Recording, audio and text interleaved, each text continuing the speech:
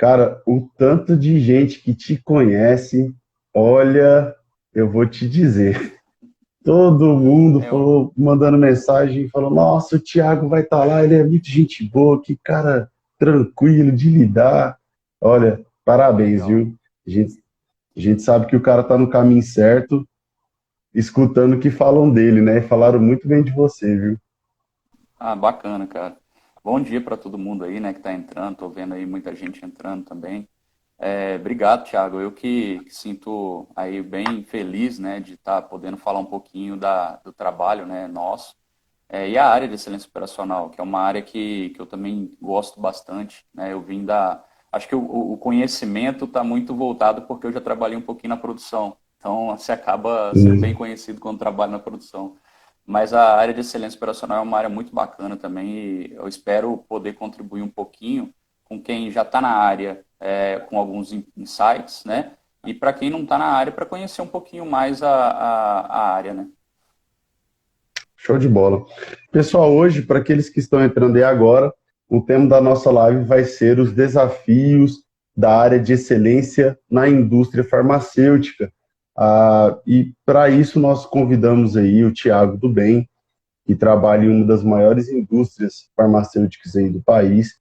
E, Tiago, antes de começarmos, eu queria que você falasse quem é você, falasse o seu currículo, sua trajetória. Tá joia.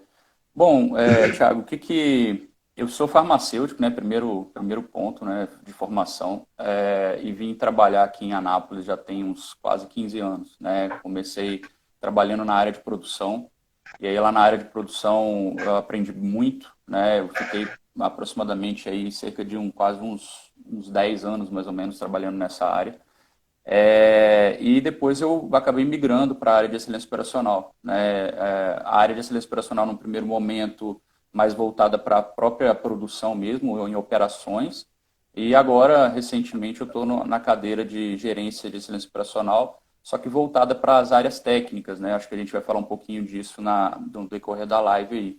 Que a grande diferença, basicamente, é o cliente, né? Em vez da gente atuar na produção, a gente atua com áreas de P&D, controle de qualidade, esse tipo de coisa, né? Então, acho que está sendo bem bacana aí essa trajetória, essa evolução e de muito aprendizado, né? E de muita busca também. Eu acho que, em resumo, é isso, tá, Thiago? Eu acho que não tem mais muito o que colocar, não. E é um setor relativamente novo, não é, Tiago? Nas indústrias de forma É, geral. a área de excelência, ela tem muitos nomes, né, dentro das indústrias.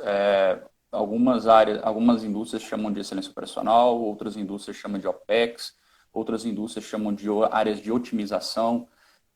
Tem alguns ramos, né, do mercado que isso já é um pouco mais avançado, né? Por exemplo, automobilístico, né? Algumas tipos de indústrias que isso já está bem mais evoluído. E nessas aí, por exemplo, até o pessoal chama de engenharia de qualidade, então tem vários nomes. Na indústria farma, isso não é tão. Não diria que é tão não é novo, mas também não é uma coisa de muito tempo, né? Acho que a partir de toda a evolução que tivemos na indústria automobilística e outras de referência, né? A aeronáutica é uma também que tem bastante utilização de excelência, a Farma foi trabalhando para ir correndo atrás desse ponto. Né? Para você ter uma ideia, na época que eu comecei, né, eu comecei lá no Teuto, não na área de excelência operacional, mas na área de produção, isso faz aí próximo de uns 14 anos, e naquela época se falava em início de implementação do Lean lá na produção. Então, Hum. ali eu acho que é um grande início disso na indústria farma, né? A gente está falando aí de 15 anos atrás, talvez em algumas indústrias um pouco mais antecipadas, né, que fizeram esse movimento um pouco mais antecipado, vamos falar de 20 anos, enfim, mas não é muito mais do que isso. Então, assim, na farma é um tema relativamente novo, né? Legal. E quais são as responsabilidades desse setor, em indústrias farmacêuticas, mais de forma mais específica? O que está sobre a sua responsabilidade enquanto gerente de excelência operacional Aham. técnica? O primeiro ponto que eu acho que é importante comentar, né, é que a área de excelência profissional é uma área de apoio, é uma área de suporte, né? Então, é muito importante o pessoal entender isso, né? Que sendo uma área de apoio, uma área de suporte, a gente tem um cliente para atender, né? Um cliente interno. E aí, normalmente, nas áreas mais tradicionais, né, que está voltado a operações, esse cliente normalmente é a produção, ou até manutenção, né? Então, a gente tem aí também uma atuação na manutenção indiretamente. E aí, por ter essa relação, né, de área de apoio, de área de suporte, uma das principais responsabilidades, né, começando pela primeira, é de suportar mesmo esses processos, né, suportar a operação, trazer algumas maneiras de criticar esses processos, de ajudar, né, o time de produção, o time de manutenção a trazer resultados melhores do que o que a empresa vem conseguindo alcançar. E aí entra alguns outros pontos também, né? Como fazer esse suporte, né? Então, trazer visibilidade, por exemplo, de indicadores, né? De como que está o desempenho dos processos, e fazer isso de uma forma estruturada é também uma outra responsabilidade, né, da excelência. Então, normalmente a gente trabalha aí com alguns indicadores, isso a gente acho que vai explorar um pouquinho mais na frente também, mas não deixa Uhum. de ser uma responsabilidade, né? A parte também de processos, né, ou dessa relação com o cliente, é muito importante a excelência ter a responsabilidade de sempre desafiar esses processos, ou até mesmo incentivar, promover, dar aquela cutucada nos times, né, para que eles consigam desafiar e sempre conseguir uma melhoria, né, e sempre estar com essa cultura de melhoria contínua incorporada, que também é uma responsabilidade. Então, eu acho que a excelência tem essa responsabilidade de promover e formar também pessoas com essa pegada. Cara, normalmente o time de excelência, ele não é um time muito grande. Isso difere um pouco dos times de produção, que são times muito grandes. Mas o time de excelência, por ser um menor número, ele precisa estar sempre promovendo essa capacitação, né, das pessoas em conseguir enxergar oportunidades e conseguir resolver problemas por si só, né? Então, acho que esse papel de formador também, né, de desenvolver pessoas, muito, pessoas e também processos, é muito importante dentro da área de excelência, eu considero uma responsabilidade também. Tem, Legal. acho que Não pode falar. só para fechar mais um ponto, tem algumas empresas que a excelência ela está muito próximo da área estratégica também. Então aí Uhum. entra algumas responsabilidades um pouco mais nesse sentido, né? Então tem áreas que você acaba trazendo o desdobramento de estratégia, né, e refletindo isso em indicadores e metas. Então e também até em direcionar ações para que a gente consiga atingir os objetivos estratégicos da companhia.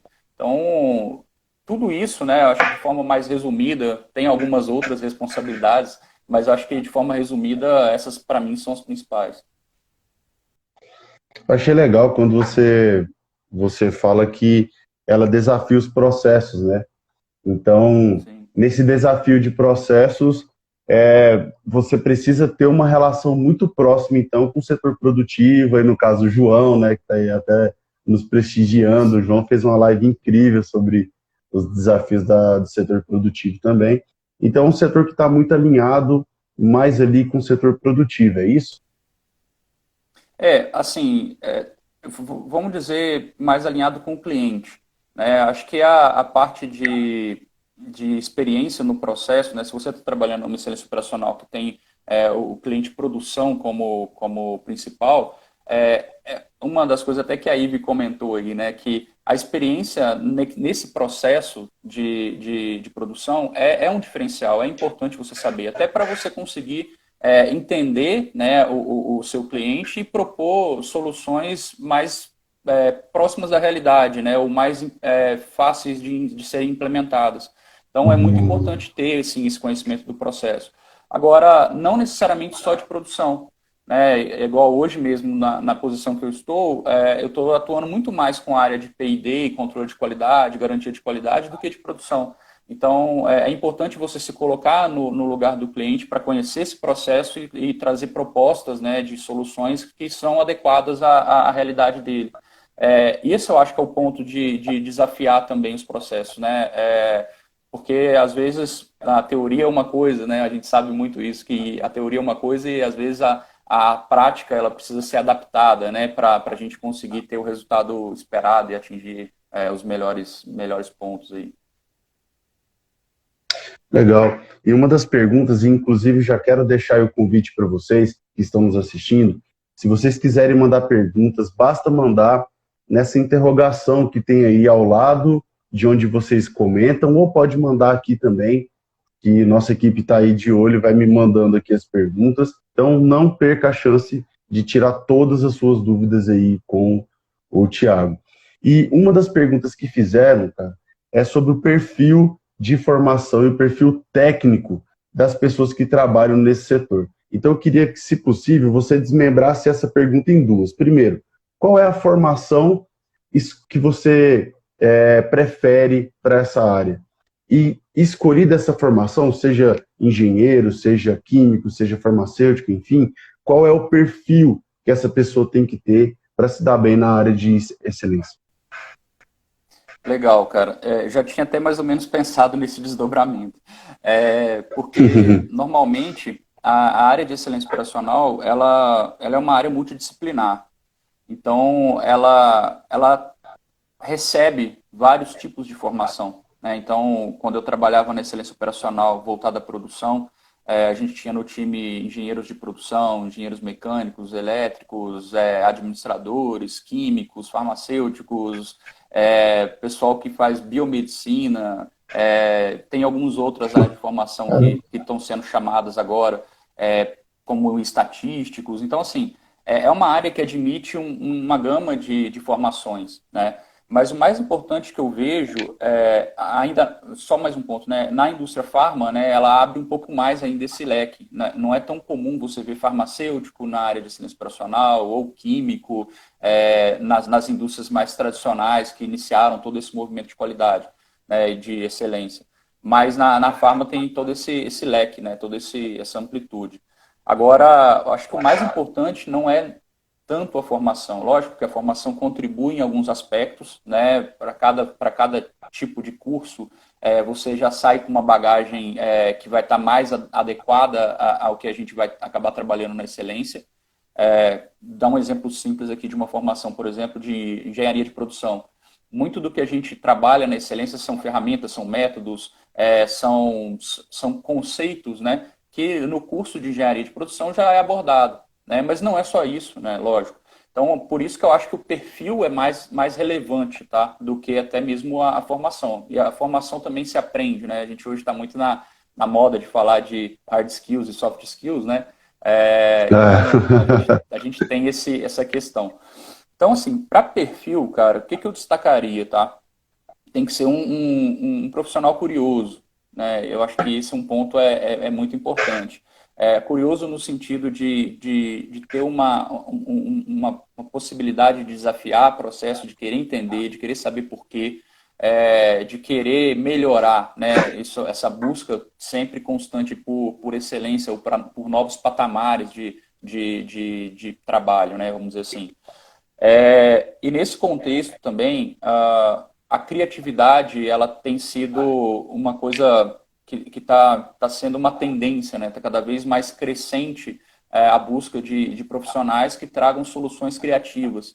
Até porque os problemas que a gente conhece hoje não são mais os mesmos, né? As soluções elas estão cada vez mais complexas, porque os problemas estão cada vez mais complexos. Então, a gente precisa ter aquele pensamento, às vezes, de trazer uma ideia fora da caixa, né, e conseguir contribuir com uma coisa nova, uma coisa inédita. Eu acho que nós vamos falar um pouquinho disso também, que eu acho que é uma tendência isso daí, né.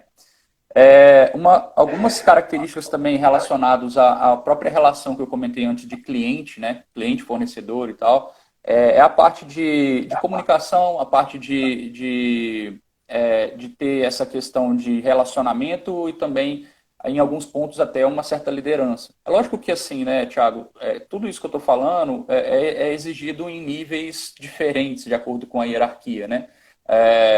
Mas eu acho importante trazer essas soft skills também para a gente discutir um pouco.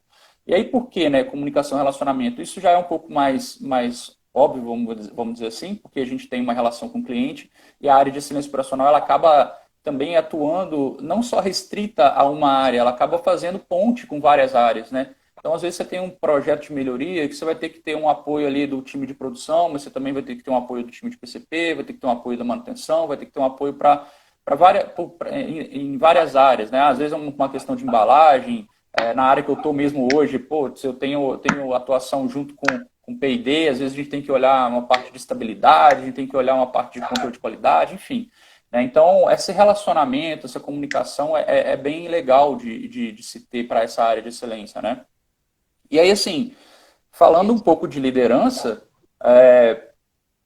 você está à frente de ou pessoas, né, em níveis hierárquicos um pouquinho mais altos, né, para ter toda essa preocupação com diversidade, com montagem de equipe, com trazer pessoas e conseguir conversar com várias linguagens, vamos dizer assim, ou enxergar várias percepções, porque no final das contas isso também é importante. Mas também como analistas, por exemplo, você está sempre como líder de projetos, então ou iniciativas de melhoria. Então, é legal ter também essa liderança bem desenvolvida, né? Isso a gente só falou de soft skills, né? Então, eu quis trazer elas primeiro porque normalmente se esperaria o Não, contrário. Falei, show de não, bola.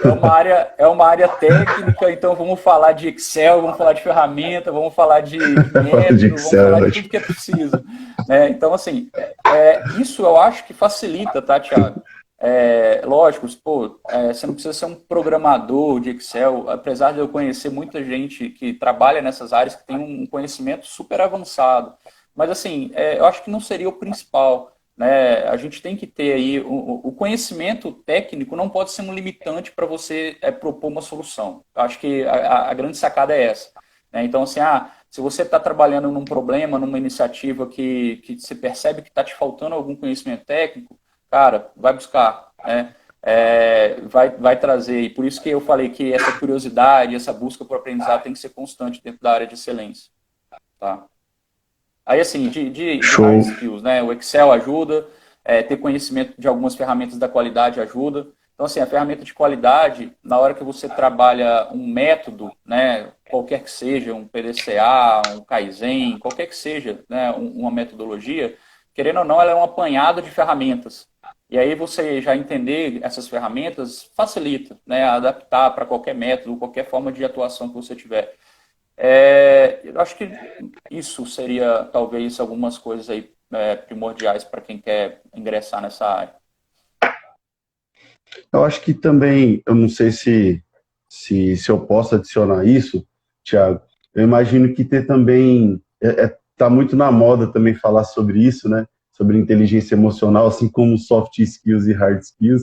Mas eu acho que deve ter também um pouco de inteligência emocional para lidar, porque dependendo de como a pessoa vai lidar com outro setor, você pode receber isso daí e precisar mexer no setor alheio. Eu acho que a gente vai até falar daqui a pouquinho sobre os desafios, né, do seu setor. Eu acho que essa inteligência emocional em saber como comunicar, em saber como lidar com os outros setores também é bacana, né? O que você acha? Com certeza, cara. Bom ponto que você colocou, né? Também faz parte da relação aí de fornecedor e cliente, né? E às vezes é muito difícil, porque se você não tiver uma relação legal de confiança com a área que você tá abordando, que você está atuando, é muito fácil a área interpretar que a sua entrada, vamos dizer assim, é uma entrada para apontar, né, somente. Então, assim, cara, o Thiago vai vir da excelência, ele está querendo ver os meus problemas aqui e fazer isso virar talvez uma bola de neve, enfim. Então, isso é muito importante, né? A parceria é muito importante e aí tem também que ter esse ponto que você comentou, né? De saber lidar com o cliente e saber administrar frustrações, porque às vezes o que você está propondo não necessariamente vai ser a melhor solução para o cliente e a gente precisa também fazer aquela auto-reflexão, né, cara? Peraí, às vezes, será que o cliente não está executando uma determinada iniciativa ou não está incorporando aquilo na sua rotina? Será que é por quê? Será que é porque ele não quer ou será que é porque talvez não tenha sido a melhor solução que a gente propôs? Né? Então, eu acho que essa autorreflexão é importante para uma área que é de apoio, que é uma área que tem essa relação com o cliente, está sempre fazendo. Né? E não necessariamente julgar ou até querer apontar algum erro, algum ponto nesse sentido. Muitas das vezes eu acho que esse lado, por eu ter um pouco da vivência do lado de lá, vamos dizer assim, eu tenho essa percepção de que às vezes é muito fácil você chegar e apontar, mas até que ponto é fácil, é complicado executar determinada coisa de uma maneira diferente. Né? Então, eu acho que essa percepção é muito importante a gente ter também. Legal. E essas ações do setor de excelência, elas ficam restritas só à produção ou você também envolve outros setores? Nós começamos aí no início falando um pouco sobre essa questão de setores, né? Quais são os setores envolvidos aí dentro do seu guarda-chuva?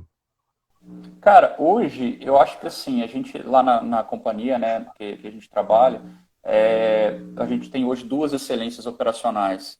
Uma excelência operacional que eu tive a oportunidade de trabalhar na época como coordenador, que essa é mais voltada para operações. E aí operações engloba produção, engloba manutenção, engloba essa relação também com o pessoal de planejamento, PCP, PCI. E aí também, dependendo da iniciativa, a gente acaba tendo relação nessa área com áreas técnicas também, de desenvolvimento de embalagem, enfim. Acaba permeando a companhia como um todo, mais voltado para a área de operações, dependendo do tamanho do problema da iniciativa que a gente está atuando. Né? Na área que eu estou hoje, é uma área que, por isso até excelência operacional técnica, ela tem esse técnica para dar uma diferenciada, vamos dizer assim. Mas hoje eu trabalho com a área mais voltada para controle de qualidade, garantia de qualidade, área de desenvolvimento de produtos, P&D, e aí entra toda a parte de P&D, que de certa forma também é uma coisa ainda mais recente na farma, porque a parte de excelência em operações ela é um pouco mais já batida, vamos dizer assim, né? Já na parte de P&D, ou na parte até de escritório, né, que a gente tem aí algumas áreas de documentação, esse tipo de coisa, ela já é o menos. Então, é também um desafio aí, acho que a gente vai falar no final, mas um desafio da área minha que eu estou atual é a gente ter essa adaptação das metodologias para atender também esses novos clientes. Mas, assim, em resumo, né, Thiago, acaba englobando praticamente a companhia como um todo, cara. Depende Uhum. do tamanho da bucha, como diz o outro. E tem umas buchas que são bucha grande, né? Tem sim. Ô, Tiago, e assim, é extremamente importante monitorar os processos. Você já falou isso de uma forma muito legal aí no início. E uma forma de monitorar processo é através dos indicadores, né, industriais, enfim. Eu queria que você comentasse, porque aqui nós temos pessoas que já trabalham, tem a gerência aí dos seus amigos estão em peso aí hoje nos prestigiando, né? Fico extremamente honrado em ter uma galera tão competente aí assistindo nós hoje. Mas eu também tenho pessoas que estão começando agora no primeiro período, não tem nem noção do que é um indicador industrial. Então eu queria que você falasse o que são esses indicadores da qualidade e quais são os principais indicadores que você monitora. Tá, joia. Bom, os indicadores, né, em resumo, é até meio estranho falar isso, mas a verdade é essa mesmo. Os indicadores, eles devem indicar, né, como que está o desempenho de um determinado processo.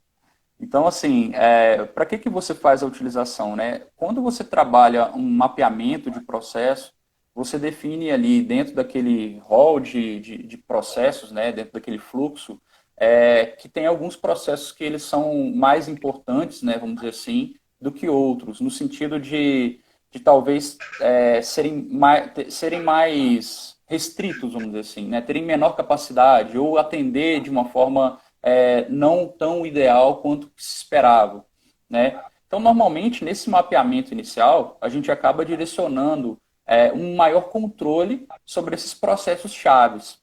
E esse controle ele vem por meio desses indicadores. Então, assim, na hora que a gente está falando de um processo, por exemplo, de fabricação, né, de produção de medicamentos, pode ser interessante para a gente querer entender qual que é o tempo de atravessamento, esse daí é um dos indicadores, o pessoal chama de lead time, que eu tenho entre o início da minha produção até o final da minha produção, né? Desde o momento que eu peso uma matéria-prima até eu embalar esse produto e liberar esse produto para o mercado. Por que que isso pode ser interessante? Isso pode ser interessante porque se você tem longos lead times, você acaba atendendo de forma pior do que se poderia o mercado no sentido de disponibilizar produtos e você acaba tendo que ter um estoque mais elevado para absorver isso. Né? Então, entrando um pouquinho no lead time para o pessoal entender como é que é essa sistemática. Então, assim, para isso se faz sentido acompanhar esse lead time e entender, tá, qual que é um lead time que a gente tem que seria razoável, que poderia ser razoável. E aí se trabalha a construção do indicador, da meta atrelada àquele indicador, e a gente passa a fazer um monitoramento para entender como é que está o desempenho do processo em relação àquele indicador específico. Então, no final das contas, e aí esse acompanhamento gera uma série de reuniões, gera uma certa governança para a gente ter o processo sob controle, vamos dizer assim, tá? Então, basicamente, para isso serve o indicador, de forma bem, bem básica mesmo, tá? E aí, assim, a gente tem alguns exemplos dentro da área produtiva, ou até dentro da área de P&D, dentro das áreas novas que eu estou trabalhando. O lead time é um, o pessoal também gosta de acompanhar bastante a produtividade. A produtividade, por exemplo, normalmente ela traz qual que é o volume produzido, né, dentro da área produtiva, qual é o volume de produção, dentro da área técnica, qual que é, por exemplo, a quantidade de lotes liberados, frente à quantidade de recursos que você tem. Então, assim, cara, será que tá legal? Eu tô conseguindo aproveitar bem os meus recursos, né? Recursos humanos mesmo, tá? Headcount, cabeças. Tô conseguindo? Não tô? Será que por que a minha produtividade que vinha num determinado patamar, agora ela caiu? Então, esse tipo de questionamento vem com o acompanhamento desses indicadores. Então, um outro exemplo que a gente tem que é muito bem aplicado lá na nossa companhia para equipamentos é o OEE. Então, o OEE ele traz uma eficiência global do equipamento. É isso que é o termo OEE.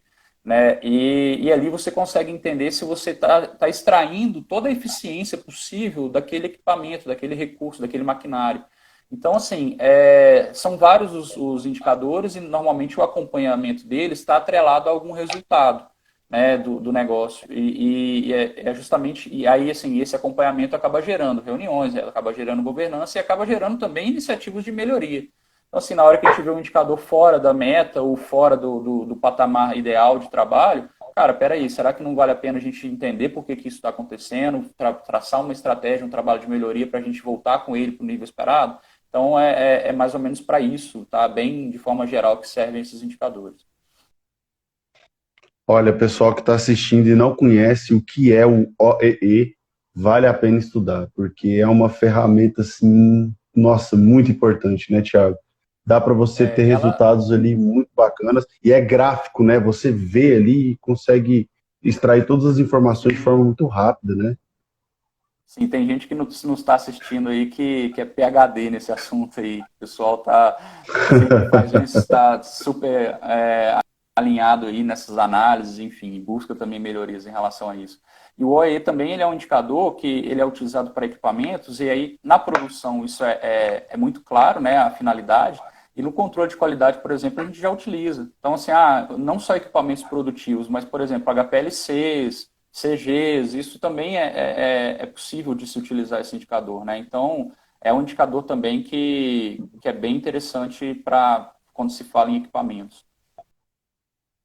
Legal. E de acordo com a sua experiência aí, que você percebe, porque um dos pontos que eu imagino que é o seu foco, né, o seu ponto principal, na redução e na eliminação de desperdícios, né, seja ele de matéria-prima, seja ele de tempo, enfim.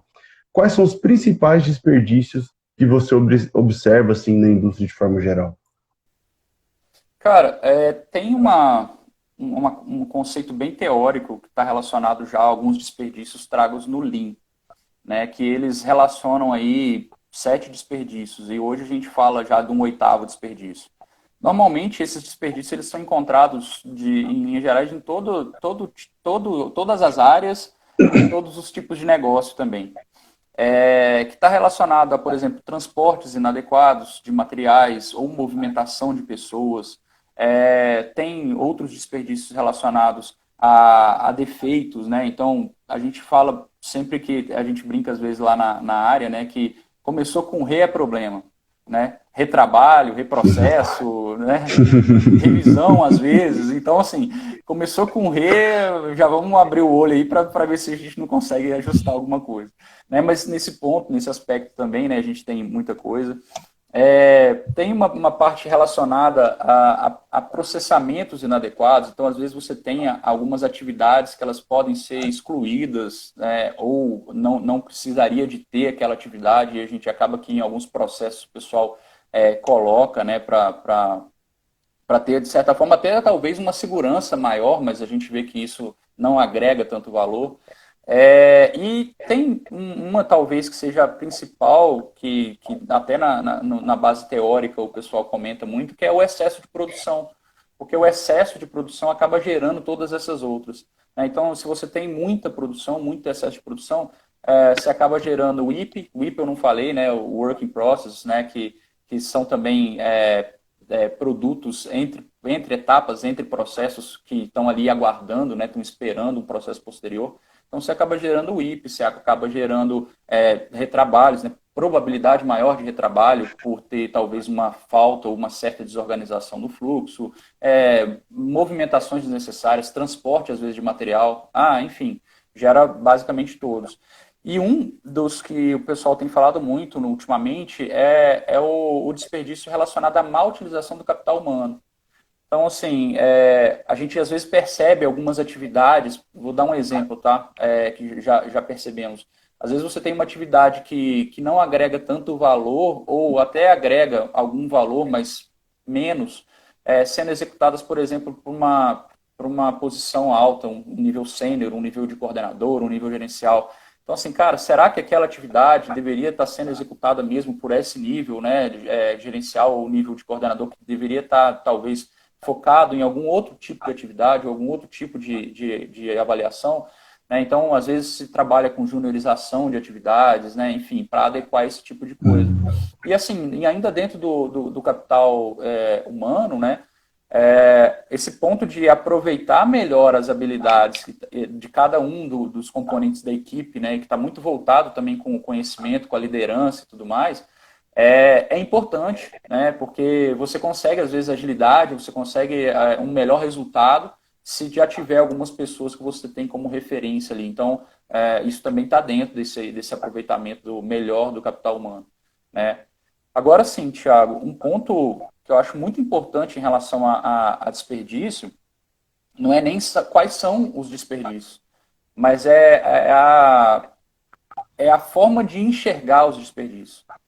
Isso é um treino, não é simples. Às vezes você está vendo um elefante passando, mas não está vendo.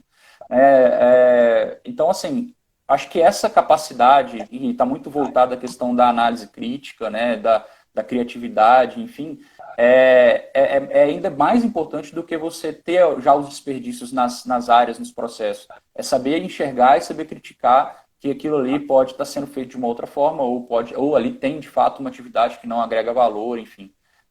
Isso é muito treino, é muita experiência e é muito conhecimento, de novo, dos processos que você está inserido. Legal. E assim, dentre esses problemas que você consegue enxergar e tal, eu acho que é aí que entra aquilo que você começou a falar lá atrás sobre a questão das ferramentas da qualidade, né, Thiago?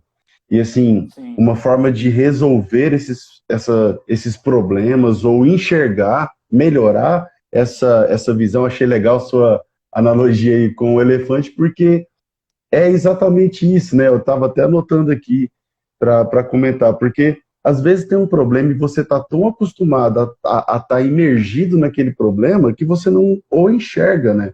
E as ferramentas servem justamente para isso, para mensurar, para enxergar, para avaliar esses possíveis problemas e dar soluções. Dentre as ferramentas da qualidade, quais são assim as suas no seu canivete aí de ferramentas do Thiago, quais são aquelas indispensáveis? Legal.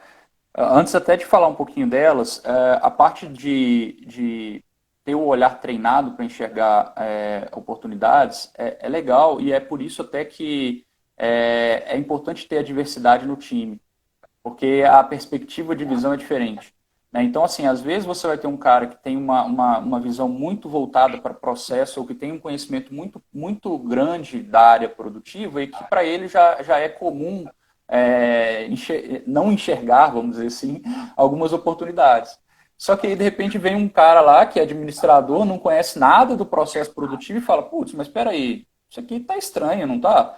E aí leva todo um questionamento e começa a surgir aquelas pulgas atrás da orelha de quem até, inclusive, tem muita vivência na área, enfim. Então, eu acho que isso é legal, né? E esse relacionamento é bacana quando ele existe, para deixar um pouco o ego de lado e aceitar que pode ser uma proposta viável, vamos dizer assim. Né? Mas vamos lá, voltando um pouco às ferramentas. Hoje, igual eu comentei com vocês, né? No final das contas, você tem vários métodos de trabalho, muita coisa mesmo, se você for parar para olhar, para pesquisar e tudo mais. Mas no final das contas, eu acho que os métodos acabam sendo um compêndio aí de ferramentas. E aí as ferramentas que a gente utiliza, elas têm cada uma a sua finalidade, né, ou a sua etapa de utilização. Aqui eu trago uma analogia que é interessante também, que é importante para o profissional conhecer uma gama de ferramentas, né? É importante ele ter um conhecimento de uma caixa de ferramentas variada, porque a partir do momento que você trabalha só com uma coisa, ou você conhece bem só uma coisa, você passa a enxergar que todos os problemas aquela coisa é aplicável. É a história do cara que só conhece um martelo, para ele tudo é prego. Né? Então, esse daí é um ponto muito importante. Então, assim, é bom você ter um conhecimento das possibilidades, né? E aí, assim, na minha vivência, Thiago, o que eu já trabalhei, ou o que normalmente a gente trabalha mais, tá? Ferramentas da qualidade básicas, aquelas que a gente fala que é brainstorming, que é diagrama de Pareto, que é 5W2H, que é sei lá, um Ishikawa. Essas ferramentas, elas são bem básicas e são ferramentas que servem muito em vários contextos, né? Algumas ferramentas que a gente trabalha como priorização por exemplo, a matriz de esforço-impacto, a própria matriz GUT, essas ferramentas, elas também servem. E assim, igual eu comentei com você, para cada uma aplicação mais adequada.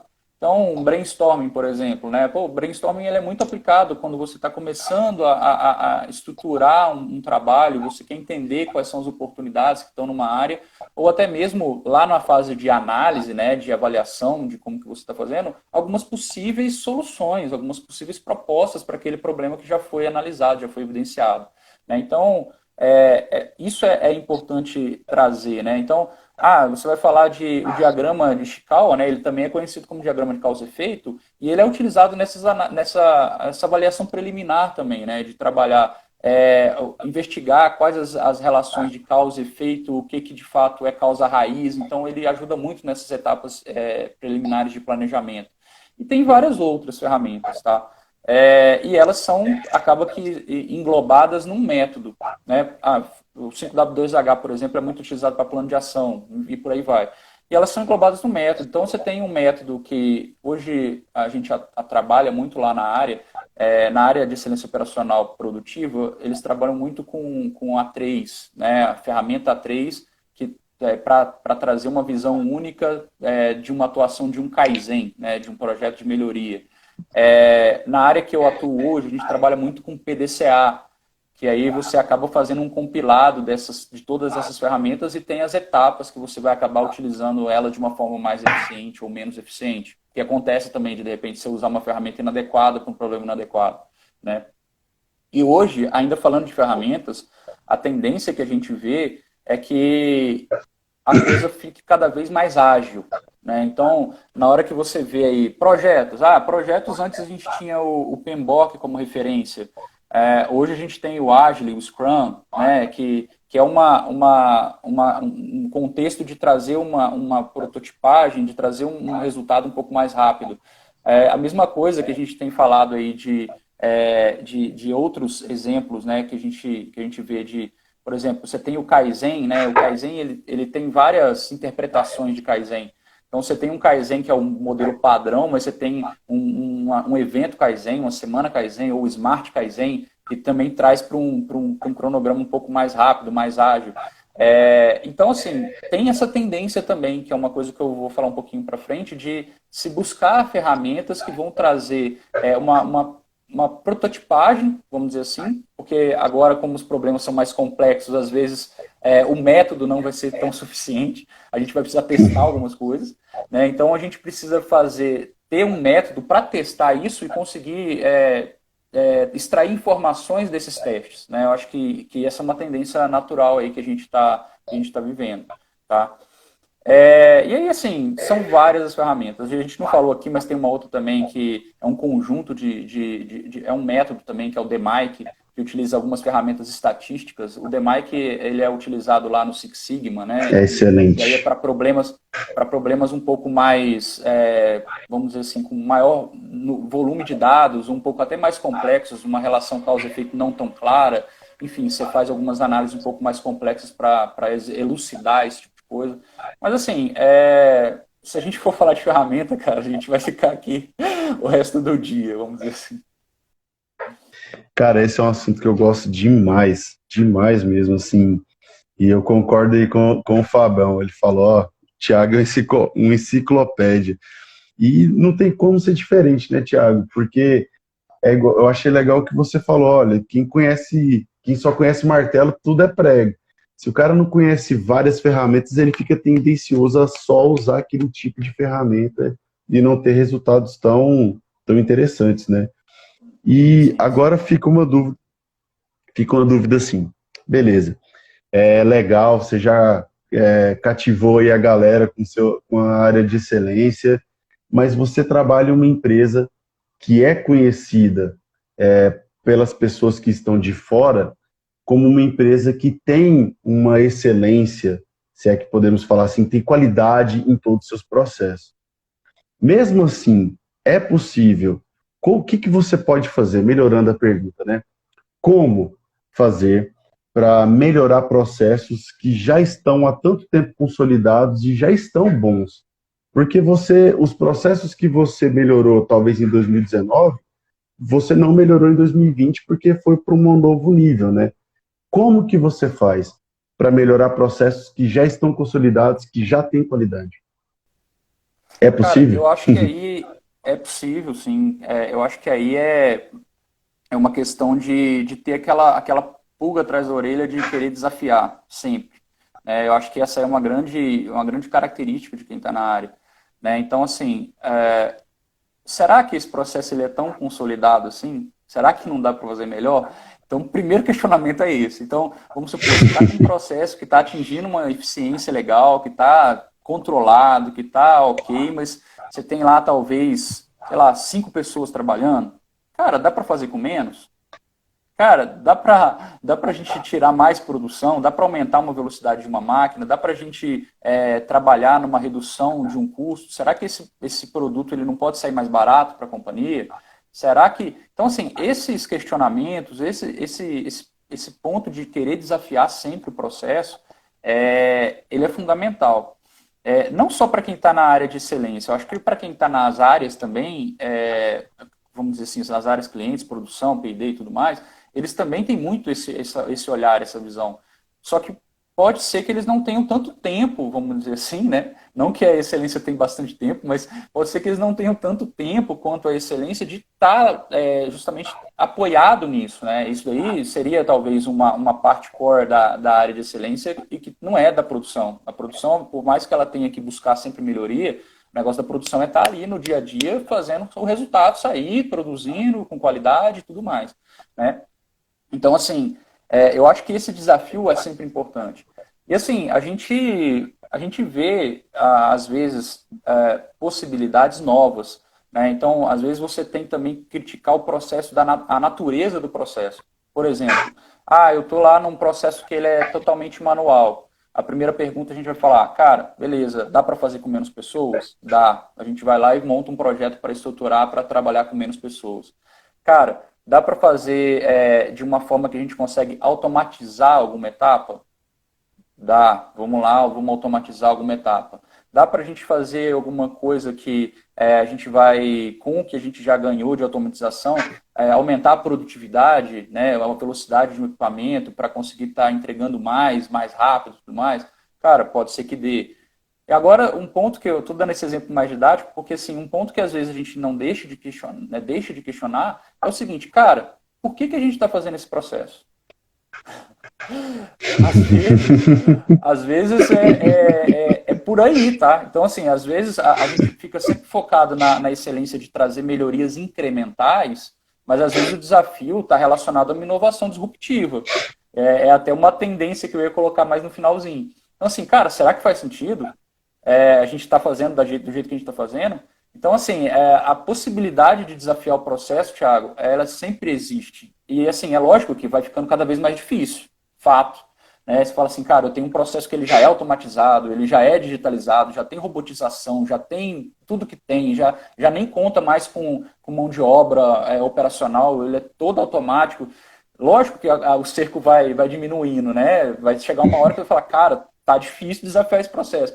Mas aí é a grande sacada, é a grande busca da excelência e é o grande também prazer no negócio, né? Na hora que você está nessa área de propor melhoria, você está querendo deixar o negócio mais robusto, mais top possível. Eu acho que é por aí. Até você se tornar um benchmark, né? Tem esse ponto também. Cara, será que a gente realmente, apesar de ter já os processos com uma alta qualidade, a gente ganha do nosso principal concorrente? Né? Às vezes o cara já está fazendo uma coisa que você não está fazendo. Opa, pera aí, cara, vamos dar um jeito de passar na frente aí desse camarada. Eu acho que o Elimar, ele fez um comentário que eu achei muito legal. Ele falou, cara, tudo pode ser melhorado sempre, mas ele focou em algo que eu concordo plenamente. Talvez o propósito pode mudar, né? Talvez a sua meta pode mudar e aí faz sentido toda essa questão do desafio, né? E Sim. o Fábio fez uma pergunta Assim, que eu achei só. muito. Pode falar. Desculpa te cortando, só para Não, complementar que mais isso, um pode ponto. ficar à vontade. Thiago, a gente tem tanto esse olhar, né, de que o processo já é robusto, ele já atende, que a gente esquece de criticar o porquê que esse processo existe. Porque às vezes o cenário já mudou e o processo não mais precisaria existir. Entendeu? Então, esse é É, um ponto que a gente já viu na prática. Aquele negócio, sabe? Ah, por que o, você faz isso? Ah, porque já tem 5 anos que é assim, não sei o quê. Tá, mas não precisa mais fazer isso. Então, vamos mudar, né? Então, é igual a música da Gabriela, né? Eu nasci assim, você sempre assim. sim. O Fábio fez um comentário, ele fez uma pergunta. E já quero avisar a todos vocês que hoje eu vou desafiar o meu processo. O Instagram, ele liberou uma quantidade maior de horas.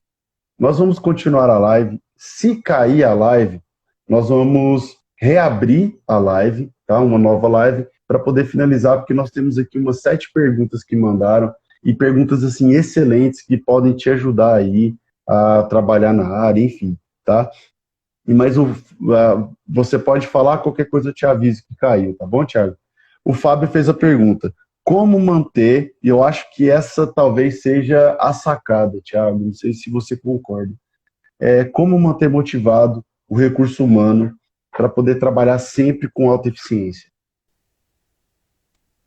Cara, é uma boa pergunta. Tem algumas respostas para isso, né?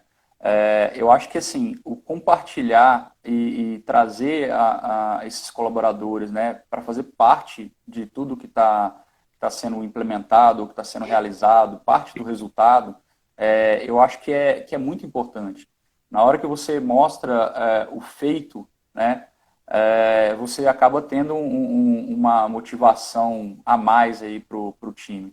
Então, eu colocaria que esse aí talvez seja um componente principal. Eu falo porque eu me sinto assim, na hora que você olha para alguns processos que a gente percebe, ou para algumas pessoas, né? Tanto a gente está falando muito de processo, mas tem muito também relacionado a pessoas, tá?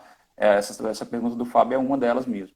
Então, assim, na hora que você vê o tanto que a gente consegue evoluir e implementar essa evolução comparando com o passado, isso pelo menos para mim é muito motivante, né? Você vê um processo que ele rodava assim, algumas pessoas que não tinham talvez uma maturidade, uma habilidade tal, que agora a gente está num outro patamar. E aí, na hora que você olha, você lembra como é que era esse ponto? Você lembra o quanto que a gente atingia nesse ponto? Você vê o quanto que a gente está atingindo agora? Eu acho que essa celebração desses resultados alcançados e fazer as pessoas participarem de tudo isso é muito importante, né? Como motivador. E eu acho também que é muito importante, pelo menos para a área que eu estou hoje, você estar sempre trabalhando com novidades. Né? A excelência operacional ela tem essa possibilidade de trabalho. Né? Então, eu vejo que muitas pessoas elas são motivadas a esses desafios novos. Cara, vamos trabalhar num projeto mais complexo, mais robusto, um projeto mais complicado. Muitas pessoas se sentem motivadas nesse sentido. Né? Vamos resolver problemas maiores, vamos resolver problemas mais relevantes, vamos resolver problemas mais estratégicos para o negócio. Vamos aprender, usar uma ferramenta que eu nunca usei, porque você tem talvez a parte de conhecimento, mas uma coisa é você ter o conhecimento, outra coisa é você já estar utilizando, né, ter a habilidade para trabalhar e utilizar e tudo mais, e a prática, né, que vai acabar reforçando e melhorando, vamos dizer assim, esse seu conhecimento prático, vamos dizer assim, e até mesmo o seu desenvolvimento como um todo. Eu acho que para a área de excelência, a motivação está muito voltada nesse sentido, tá? Pelo menos o que que está me vindo aqui agora na cabeça. E a Júlia comentou aí, de forma resumida, é valorizar as conquistas, né?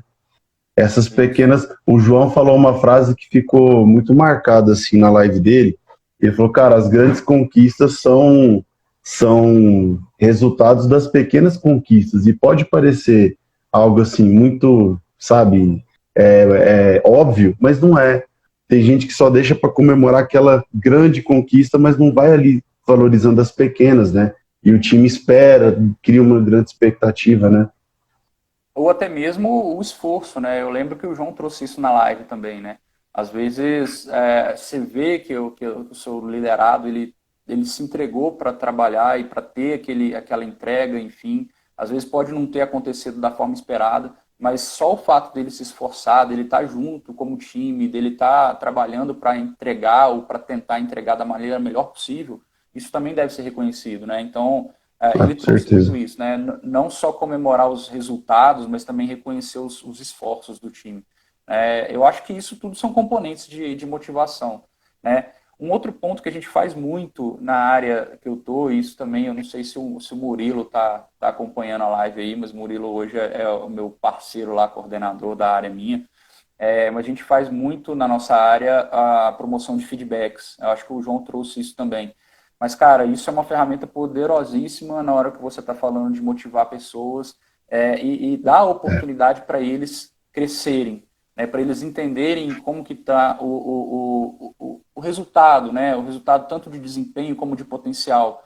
Né, gerar oportunidades novas para que eles desenvolvam. Eu acho que isso é uma parte da gestão também. Não adianta a gente falar, você precisa trabalhar isso, trabalhar aquilo, e não gerar essas oportunidades, é, às vezes não vai estar no alcance ou na mão do colaborador desenvolver por si só. Né? Ele vai ter que ser exposto, ele vai ter que ser desafiado, ele vai ter que ter outros projetos para trabalhar. Então, eu acho que tudo isso são componentes de motivação. Tá? Esse é um assunto também que tem muitas variáveis, vamos dizer assim, mas eu acho que a gente falou alguns que eu pelo menos uso no dia a dia.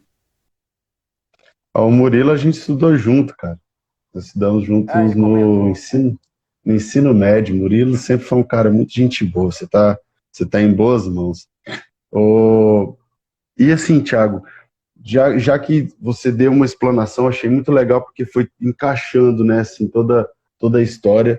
E você mostrou ao longo, você deu algumas pinceladas de alguns pontos que devem ser trabalhados por quem quer atuar nessa área, né? Então, assim, na sua opinião, quais são os maiores desafios que o seu setor enfrenta? E esses desafios, normalmente, eles são relacionados mais à parte mecânica, à parte pessoal, ambos? Quais são esses desafios, os maiores deles? Eu acho assim que a gente tem que tomar muito cuidado, né? E eu acho que esse é um principal desafio, para não se tornar obsoleto, tá? No final das contas é isso, em todos os Boa. níveis, tá? É, porque assim, hoje a gente tem todo o contexto do mundo VUCA, né? É, eu não sei se o pessoal conhece essa Já. terminologia, né? Mas é aquele mundo que é vulnerável, né? Que tem muita ambiguidade, né? Que ele é incerto, né? E complexo. Então, é, aquele ponto de desafiar, né, de se adaptar a talvez estar antenado e conectado, eu falo antenado e conectado porque é até um valor da nossa companhia, esse um comportamento da nossa companhia, né, a conectividade e o antenado. Mas você está acompanhando toda essa evolução é muito importante, porque igual eu comentei com você, né, a excelência por essência, ela vem muito da parte de melhorar processos e trabalhar melhorias incrementais, não aquela inovação ou aquela disrupção. Né? É lógico que tem algumas áreas que estão mais maduras, né, de excelência operacional que tem essa pegada também, né? Mas hoje eu acho que a inovação e a disruptiva ela está cada vez mais presente no nosso dia a dia. E se a gente tiver atrás dessa aceleração, vamos dizer assim, né, se a gente não estiver acompanhando isso, a gente tem muita chance de se tornar obsoleto. É aquele negócio, cara, para que eu vou melhorar um processo ali incrementalmente se vem um concorrente, vem uma startup, vem qualquer um e simplesmente cria um processo do zero, um processo digital, um processo, sei lá, né, que o meu processo vai ficar totalmente obsoleto. Então, assim, a gente tem que ter essa pegada de estar olhando para fora também, para conseguir enxergar essas oportunidades e não se tornar obsoleto. Né? Ainda nessa questão, né, nesse contexto do VUCA, né, acho que muda muito o perfil profissional. E eu acho que na área de excelência ainda mais. Porque na hora que você vê que antes, pelo menos no que eu enxergo, tá? No passado a gente tinha um perfil profissional de excelência muito voltado para aquele cara mais analítico, aquele cara que conseguia ver causa e efeito para resolver problemas mais simples, mais estruturados, e não tanto Então, assim, você chegava a trabalhar com PDCA, você chegava a trabalhar com um Kaizen, com um DMAIC, né, alguma coisa nesse sentido, hoje o contexto está exigindo um pouco mais. Então, aquele negócio, né, o lado esquerdo e o lado direito do cérebro, né, a gente precisa também desenvolver mais o outro lado, o lado da criatividade, o lado de pensar fora da caixa. Então, eu acho que isso também vai ser um grande desafio. Porque com problemas complexos, você entra num novo cenário. Você entra num cenário de experimentação, você entra num cenário de prototipagem, você entra num cenário de trazer já aquele mínimo produto viável, né, para o jogo, para ver se isso faz sentido ou não faz sentido. E aí você ganha agilidade com isso também. Você não vai ter vamos falar, por exemplo, uma realidade de projeto, aqueles projetos grandes com um escopo restrito, né? O que se você tiver qualquer alteração de escopo, ferrou um cronograma. Não, agora não. A gente está falando de um projeto ágil que você vai adaptando o caminho de acordo com as necessidades do cliente. Isso trazendo um exemplo só para contextualizar em termos de projeto, tá? Mas assim, eu acho que isso é no geral, né? Não só no projeto, mas nos processos, em tudo que a gente está falando. Então, esse contexto traz uma oportunidade, né, grande da gente estar se renovando aí, e acompanhando toda esse novo contexto. Para te dar um exemplo, né, a nossa companhia ela tem um programa que faz parceria com startups, né, que chama Impera Hub. Então, isso já é uma coisa que a gente já está vislumbrando, né? Então, cara, tem alguns processos que vou trabalhar ali uma inovação, vou chamar de startup para resolver um problema nosso, né? Então, assim, cara, isso já é realidade. Então, se a gente não estiver preparado para ter, né, para estar nessa realidade, a gente vai ali ficando aplicando aquela metodologia feijão com arroz, vamos dizer assim, e ela vai ser cada vez menos eficaz, tá? Vamos dizer assim. Porque na hora que você viu, já passou o furacão, já nem mais tem o processo ou até a empresa, né? Vamos dizer assim. Não sei se você acompanhou o caso da Amazon, por exemplo, de que ela agora está entrando no mercado farma. Então, assim, Eu cara, achei fantástico. qual que é esse impacto? Será que a gente vai ter impacto na nossa distribuição? Será que agora a gente está falando da Amazon como concorrente? Entendeu? Então, assim, é complicado. Esse mundo ele é conectado hoje. Né? A gente está falando de um mundo totalmente conectado, que players cada vez menos usuais estão querendo um pouquinho ali do bolo. Né? Então, isso é uma coisa importante. Né? E aí, assim, pegando esse gancho, né, de negócio, essa visão de negócio também é importante que a excelência operacional esteja mais inserida. Cara, como que a gente pode trazer mais valor para a companhia do ponto de vista de negócio? Né? Então, isso é um outro assunto, um outro aspecto também que eu acho que é um desafio bacana aí para a gente pensar. Legal. E eu li essa reportagem e eu fiquei imaginando exatamente essas mesmas perguntas. Cara, qual será o impacto que isso vai dar? Será que isso vai ser positivo para as empresas que já estão, para os grandes players aí do mercado? Ou se isso vai ser um desafio? Então, assim, eu acho que vai ser um ano de 2021 interessante, né? Porque caixa os caras têm, né? E conhecimento, know-how em distribuição são os melhores. Então, assim, vai ser interessante. E assim, a gente vê também, né, Thiago, algumas startups que tem ali um jovem empreendedor, né, que tem um pensamento totalmente já dessa geração mais nova, né, de tecnológico, de digital e tudo mais, e que você vê, às vezes, os caras propõem algumas soluções, né, por conhecer bem esse mundo, essa nova realidade, que você não pensaria se tivesse com uma cabeça tradicional. E, às vezes, é o que você precisa para resolver o seu problema. Então, a gente tem, nesse programa que a gente tem hoje, né, do Hypera Hub, a gente propôs alguns desafios, né, que são dores reais da nossa companhia, e a gente está trazendo as startups para pilotar as soluções. Então, assim, várias Que delas, legal. inclusive, foram na área de produção, né, na área de operações, na área de RH, na área de P&D. Então, assim, a gente vê que é um caminho legal também, né? Essas parcerias, esse novo olhar, vamos dizer assim, para o novo, né? Muito bacana. O Thiago, vou fazer aqui algumas perguntas que me fizeram. Primeira delas, deixa eu colocar aqui. Primeira, a pergunta do Douglas. Qual que é a importância, qual o uso e a importância do Power BI na excelência farmacêutica? Pergunta bacana.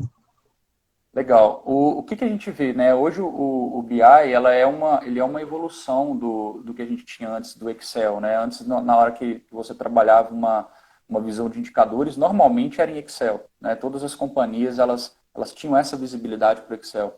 O BI ele vem trazendo já mais dentro desse contexto que a gente está falando de inovação, de dados e tudo mais, ele traz uma coisa que é muito diferenciada, que é além da forma de você conseguir trabalhar dados e já fazer algumas análises preliminares, porque ele traz uma questão de responsividade, né, da forma que você monta um dashboard, esse tipo de coisa.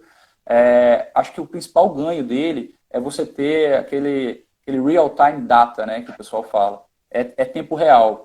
Então, você estruturando a forma de coleta de dados, né, e as bases de dados de uma maneira interessante, você publica esse dashboard, né, dos indicadores, da forma que você montar, vamos dizer assim, e aquilo ali está no seu celular, cara. Hoje você olha lá no celular e você fala, não, cara, o processo está assim, o processo está assado, vou tentar fazer uma análise aqui, a análise assim, e normalmente no tempo que a coisa está acontecendo. Né?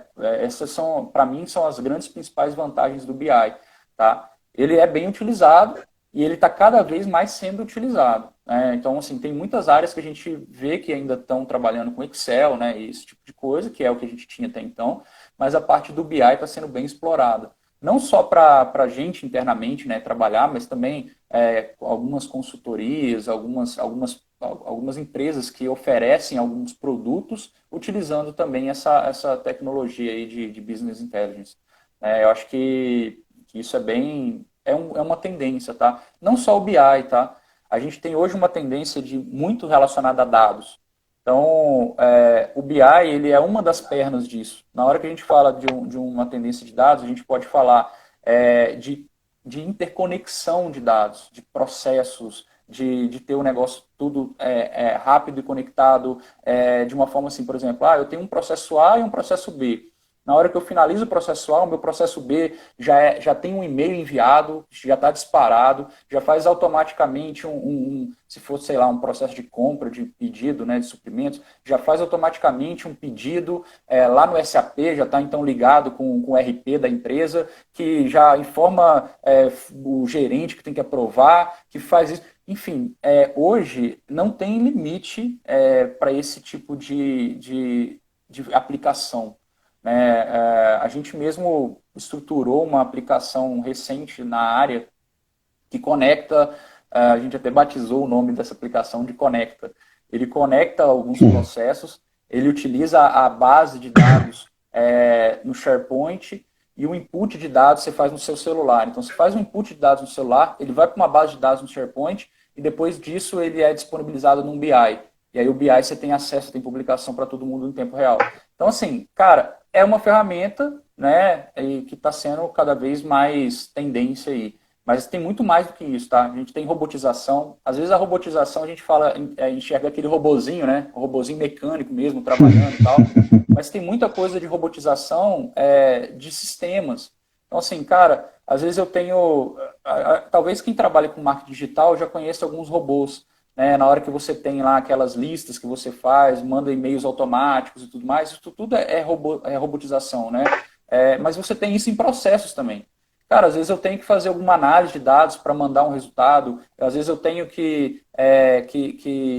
enfim, linkar pessoas e processos, conectando processos, então isso também dá para ser por meio de robotização, enfim, tem um monte de funcionalidade, robotização, digitalização, tudo isso está sendo muito falado, né, nessa parte.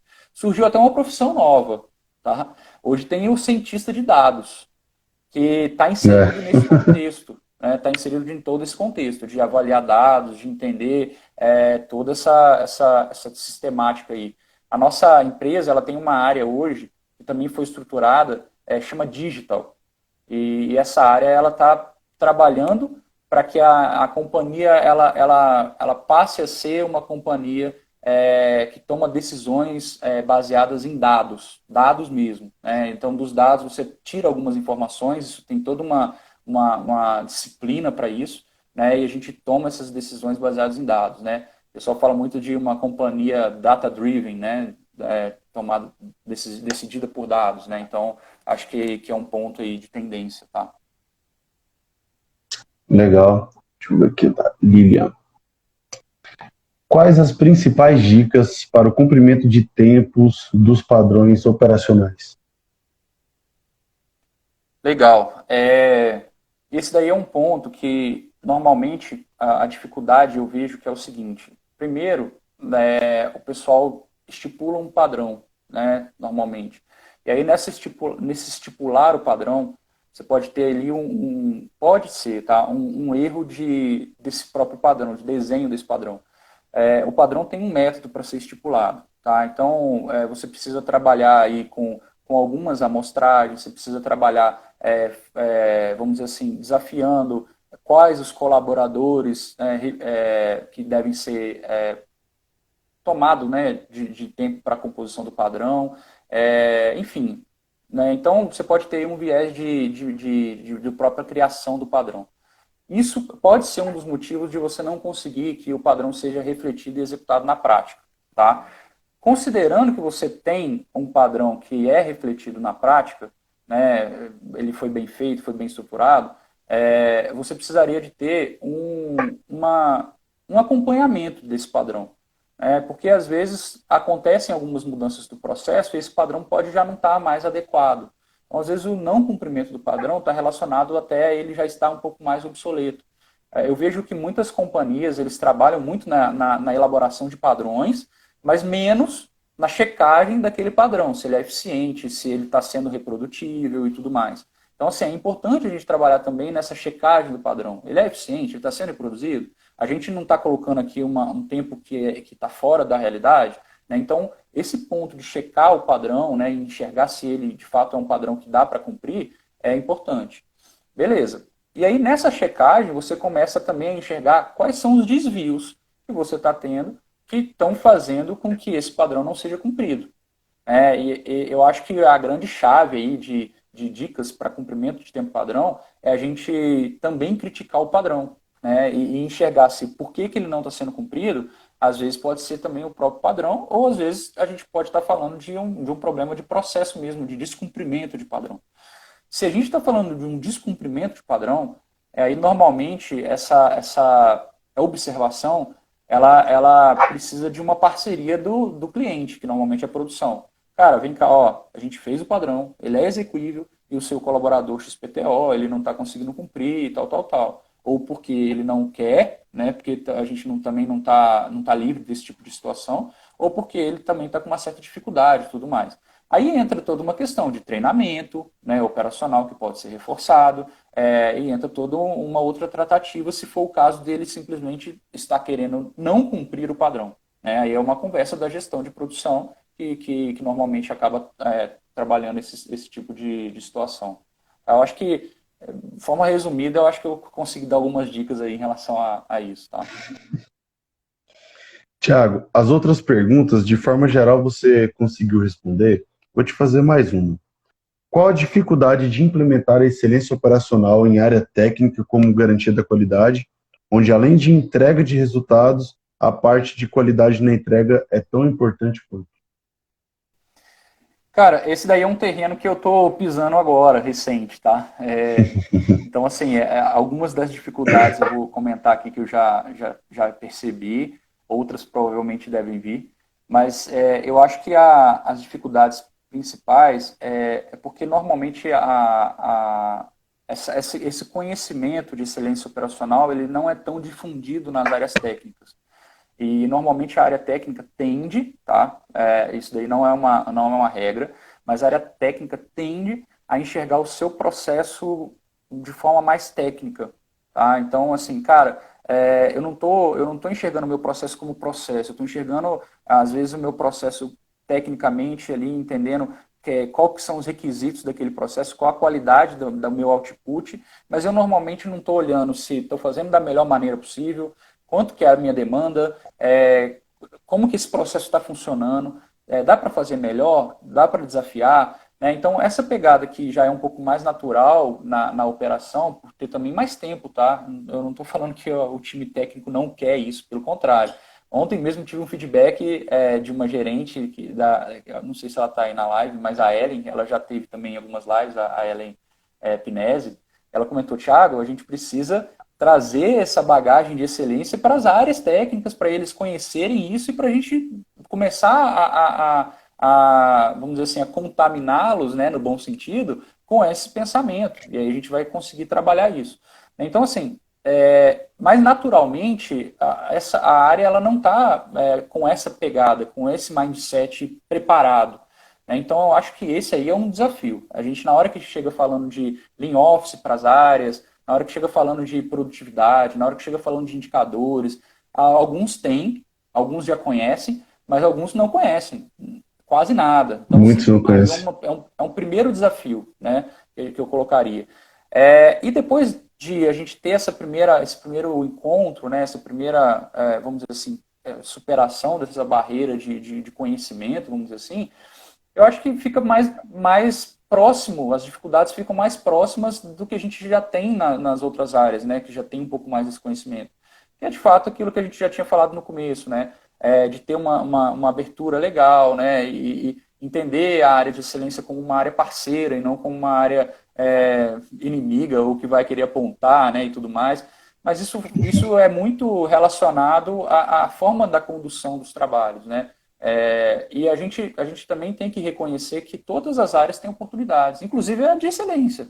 Né? Então, isso também é papel da excelência, olhar para, às vezes, internamente e falar, cara, peraí, a abordagem não foi legal com o cliente, a gente precisa mudar isso, a gente poderia ter usado esse método ao invés desse, a gente poderia ter feito assim, assado, enfim.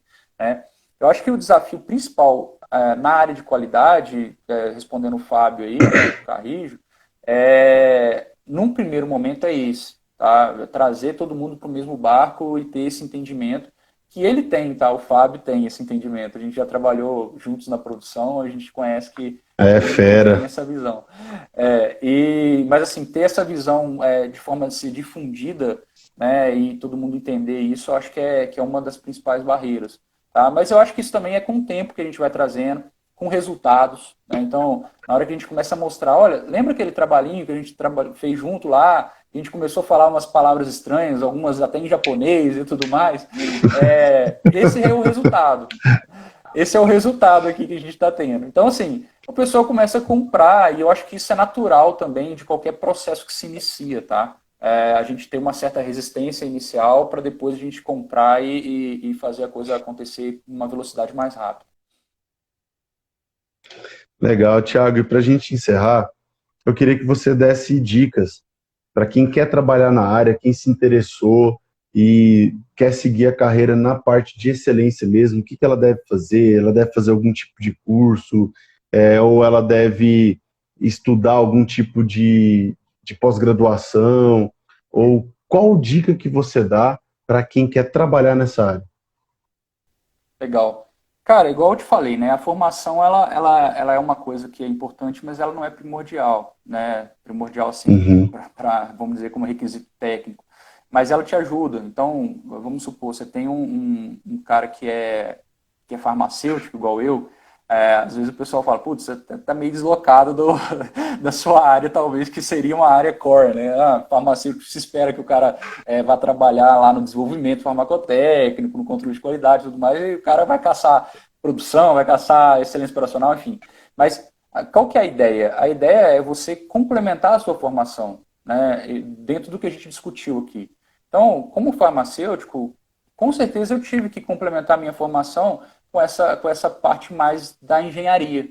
Então, assim, cara, eu busquei fazer cursos, alguns fora, alguns da própria companhia, de metodologias, de ser treinado em Kaizen, ser treinado em Lean, ser treinado em alguns pontos, para a gente ir complementando a formação para trazer ela para um pouco mais completa. O engenheiro de produção, por outro lado, ele tem um outro desafio. Ele já tem essa bagagem de engenharia, né? Mas ele não tem a bagagem, talvez, farmacêutica. Então, assim, cara, estudar um pouco o complemento de como que é o processo farmacêutico, como que funcionam as coisas, é uma coisa que vai trazer um pouco mais vamos dizer assim, de condições para que a pessoa esteja nessa área. Um administrador, por exemplo, cara, o administrador ele tem muita visão de processos de negócio, né? Conhece as áreas da empresa de forma mais macro, mais global e tudo mais. Talvez para ele o desafio seja um pouco, né, de trabalhar alguns métodos, né, e talvez também seja um pouco de conhecer um pouco do negócio farma, né, que vai estar relacionado. Mas assim, na hora que você pensa que a excelência ela tem uma pegada estratégica e que tem que ter essa visão de negócios, o administrador já está preparado nesse sentido. Então, assim, resumo, né? Busque o complemento da sua formação, para cada um que tenha a diferença de formação. E os requisitos, eles são aqueles mais básicos que a gente já falou no começo, né? Agora, um ponto também que é uma dica é se forçar a estar atualizado, né? Então, esse daí é um ponto que é importante.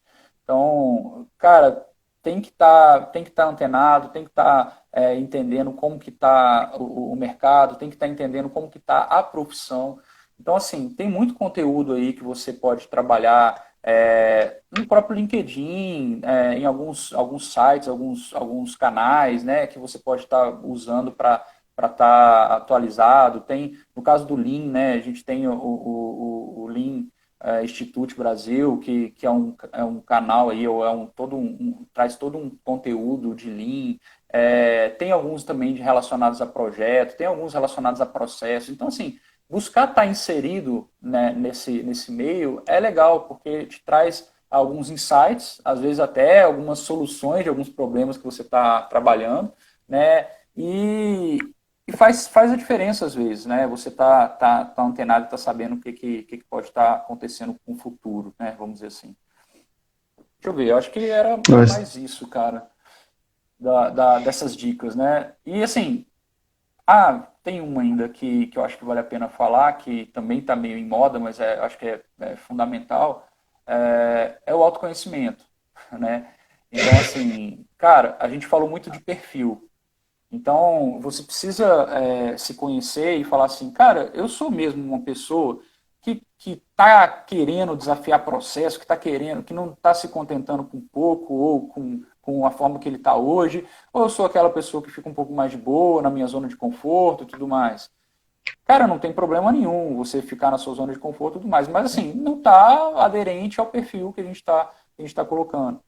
Então, esse autoconhecimento é importante para você entender se os pontos que você precisa melhorar e até mesmo se faz sentido para você buscar essa carreira, né? Porque eu acho que é uma carreira que é muito bacana e tem muito desafio e que se você não tem, vamos dizer assim, fibra, né, para superar e para buscar e para estar sempre criticando e tal, talvez não seja o melhor caminho, né?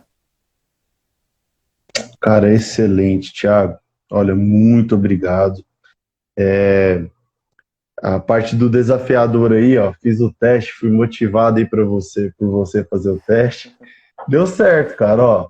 Thiago, a Não dica do caiu, Thiago né? é boa, seja não caiu. Ou seja, eu só descobriria isso na prática, né? Demorei 33 lives para poder descobrir que hoje nós estamos desbloqueados. Então, desafiar dá certo. Cara, eu vou ter que concordar com sua esposa e com a sua mãe que estavam aí na live, não sei se ainda estão. Que cara bacana, viu, Thiago? Olha, passei aqui a live toda anotando. Meu WhatsApp já está aqui bombando de elogios aí para a live, que o pessoal está Ah, gostando bastante. Muito obrigado, cara. Quero agradecer o Ricardo. Ricardo entrou aí agora há pouco. Ricardo é meu parceiro. Eu falei pro Ricardo, olha, eu tenho que comer um churrasco com você, cara, porque você só conhece gente boa. Ricardo sugeriu aí o João, sugeriu você. Eu vou contratá-lo para ser o meu assessor direto de agendamento de lives. E o cara, legal. fantástico. Olha, muito obrigado, Thiago. Obrigado aí pela sua disponibilidade no sábado de manhã. Sei que era para estar descansando aí e você se dispôs. Então, sim, muito obrigado mesmo. Queria que você desse aí suas palavras finais aí para o nosso público. Legal, Thiago. Cara, obrigado você. Acho que é sempre conversar sobre esses assuntos e cada vez mais relevantes, e você tem trazido isso muito legal também, né, dentro da científica educacional, é muito importante. Obrigado também pelo convite. Eu sinto honrado em representar aí muita gente que entrou, inclusive, né, que trabalha na excelência ou que já teve muito relacionamento próximo de trabalho. Eu queria também agradecer o pessoal que entrou, que prestigiou, né? Acho que quem me conhece um pouco mais sabe que eu sou um pouco tímido até, e eu acho que é um caminho que a gente também está abrindo para se desafiar, né? E conseguir aí talvez até participar mais vezes, né? De algumas situações como essa. E eu acho que é mais isso, cara. Agradeço aí a confiança também, a parceria e todo mundo que participou. Se vocês precisarem, pode contar conosco. Thiago, novamente, muito obrigado e até a próxima live da Científica. Até mais. Até mais.